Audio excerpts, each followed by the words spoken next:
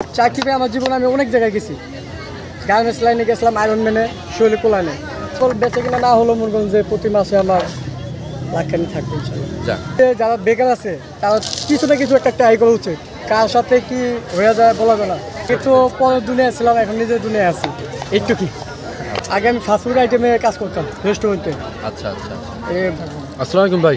ওয়ালাইকুম আসসালাম। ভালো আছেন? জি ভাই, আলহামদুলিল্লাহ ভালো আছি। আপনি ভালো আছেন? জি আলহামদুলিল্লাহ। আপনার নাম কি ভাই? আমার নাম মোহাম্মদ আল আমিন। আচ্ছা আচ্ছা। তো ব্যবসা কিনে কীরকম হইতেছে? আলহামদুলিল্লাহ ভালো হচ্ছে। দোকানে দিয়েছেন কতদিন হয়েছে?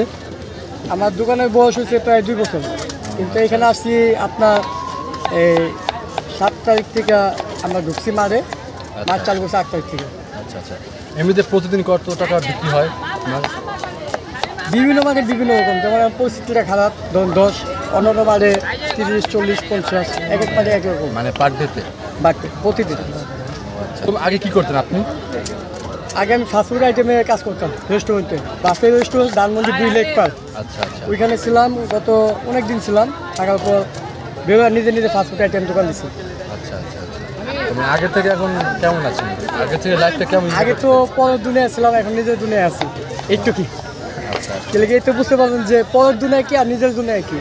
নিজের দুনিয়া চলাফেরা নিজের মতো, পরের দুনিয়া হচ্ছে পরের মতো। আচ্ছা, তা তো অবশ্যই ঠিক। কারণ কোনো স্বাধীনতা নাই, শান্তিও নাই। এখন শান্তি মানে মনের ভিতরে দিকটা গেলে সব দিকে। যারা বেকার আছে, হ্যাঁ, মানে তাদের জন্য আমি কি বলবেন যে চাকরির জন্য ঘুরতে আছে, বা আপনি চাকরির জন্য কখনো আমি ঘুরেন চিন্তা নাই? করি যে যারা বেকার আছে তারা কিছু না কিছু একটা ট্রাই করা উচিত। কার সাথে কি হয়ে যায় বলা যায় না। কারোর সাথে কোনো ব্যবসা মিলে জায়গা, কারোর সাথে মিলে না, সব তো ভাগের উপরে। কিন্তু একটু মনোযোগ দিয়ে একটু ধৈর্যটা ধরে রাখতে হয়, এই আর কি। যখন আমি দোকান দিয়েছিলাম, ছোটো একটা দোকান দিয়েছিলাম, খুব কম চলছে, ধরুন 15-14 হাজার টাকা সেল হয়েছে। আর আল্লাহর রহমতে আমার দোকান হয়েছে 3টা, একটা বন্ধ রাখি 2টা চালাই। যাক, আলহামদুলিল্লাহ ভালো। তো তো আপনি সুখী, আমার এই যে দেখতেছেন 2 ভাই কাজ করে আমার সাথে, আরেকজন আছে আপনার পাশে। আবার মনে করেন যখন আমার দোকান চালু হয়, বড় দোকান লাগাই, তখন আরও 4-5 জন 6 জন লোক কাজ করে আমার দোকানে। তো এখন আপনার আল্লাহর রহমতে মানে প্রতি মাসে একটা এভারেজে কত টাকা আয় হয় আপনার? প্রায় নর্মাল বেঁচে কিনা না হলো মনে করেন যে প্রতি মাসে আমার লাখখানি থাকবে ইনশাল্লাহ। যাক আলহামদুলিল্লাহ। তাহলে এখন আপনি মন থেকে কি বলতে পারেন এখন? শুকরিয়া, আলহামদুলিল্লাহ, আল্লাহ সব আল্লাহর ইচ্ছা।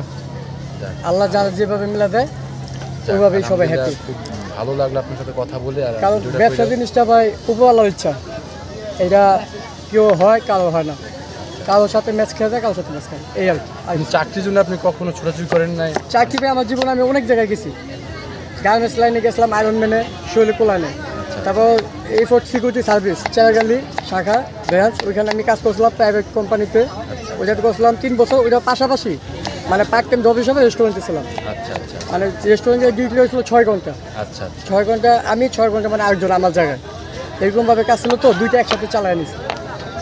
যাই হোক, হালকা পাতলা ফ্যামিলিগতভাবে একটু সমস্যা ছিলাম, তো আচ্ছা আচ্ছা। তো ম্যানেজ করার জন্য আমি একাই, তার জন্য ডবল চালায় নিছি। যেভাবে সম্ভব হয়েছে ঠিক এইভাবেই ম্যানেজ করে নিছি। ভালো থাকেন।